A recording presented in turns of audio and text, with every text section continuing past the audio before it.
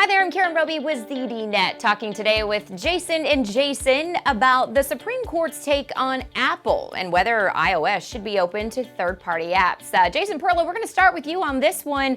It seems like you're thinking they need to be open to third parties. Tell us your take here. Well, I think that they're going to have to do it eventually, mainly because, even obviously, if we understand the context of what happened here, the Supreme Court allowed a lawsuit to proceed that they started, playing with in 2011, this group of folks that is trying to sue Apple to allow them to open the App Store, or rather open the operating system to be able to allow third-party applications to be sideloaded or installed, or a independent app store to be installed to sideload applications, much in the same way Google's Android has this capability. So this has been percolating for a while through the court system. The Supreme Court has not made a judgment to say that Apple must do this, but what they have said is they have to now allow this lawsuit to proceed for potential monopolistic practices. Now, I believe that eventually the European Union will probably look at this and say, yeah, you know what, we should probably make Apple do this the same way that we have had similar judgments against Microsoft and Google in the past. So I think that Apple eventually will be forced into doing this. I think this is something that its customers should be allowed to do. Certainly, they allow software developers and enterprises to do this already under their developer program. So there's no reason why consumers shouldn't be allowed to do this as well. All right, Jason, thank you for that. On the flip side, Jason Cipriani, you disagree there. Right now, the process is developers create an app, they submit it to Apple, Apple makes sure it complies by the guidelines, and that there's nothing malicious inside that app. If Apple is forced to open up iOS and allow apps to be installed from anywhere, it removes those protections that are in place that protect our data. And as we've seen recently, even with Facebook and their VPN app, that we need those protections in order to keep our data safe. And with the amount of leaks that go on and database breaches, anything we can do, any other steps we can have in between us and our data and would-be bad actors is more beneficial to everyone. All right, Jason, and as you alluded to there, this isn't just about Apple, because the implications down the road for other companies, can be endless of what this is going to mean. So why don't we flip it back to you, Jason Perlow, of what you think this could mean down the road should this go through?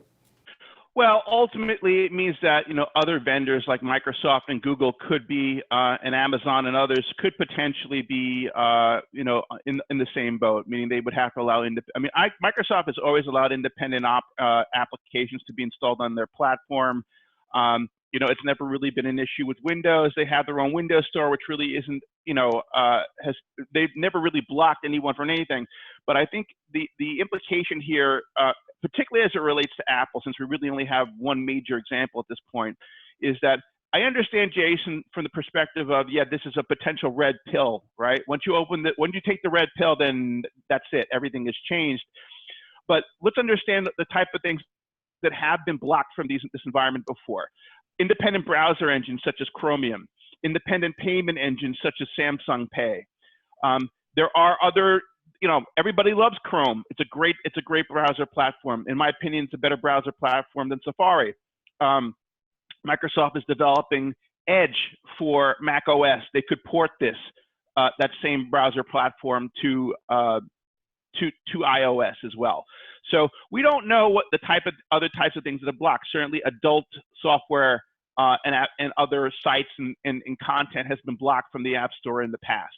So I think that in order to have our liberties, right, our freedom to install certain things, sometimes it has to be. It isn't necessarily in the manufacturer or the ecosystem's interest to allow these things, but it's definitely in the consumer's interest to allow these things.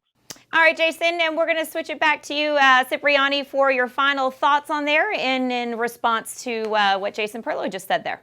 Yeah, and all valid points. Opening up and allowing Chromium to run on iOS would be beneficial to everyone.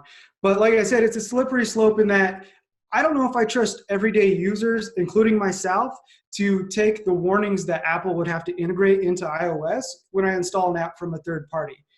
Like I said earlier, Facebook's VPN app, that was used through enterprise certificates. They paid teenagers and anyone under a certain age $20 a month or whatever it was in order to access every single thing that person did on the device. There were some warnings, but the lure of getting $20 a month as a teenager just to install this app on my phone gave up a treasure trove of data to Facebook. And I'm not saying everything that comes from a third party is going to be that bad, but right now there's protections in place to make sure that there's not malware or even zero-day exploits or whatever it is on our devices. And at some point, especially even for myself on Mac OS, which has sandbox apps outside of the App Store with Gatekeeper, and on Android and sideloading APKs, those alerts are just an annoyance and they're nothing that's taken serious. And so by keeping the App Store and iOS locked down to the App Store, I think those protections remain in place and keep us all a little bit safer on our devices. All right, some great thoughts there from both of you guys. We appreciate it, and really important issues here that we're talking about. And much more great discussion the next time on Jason and Jason. Thanks for watching.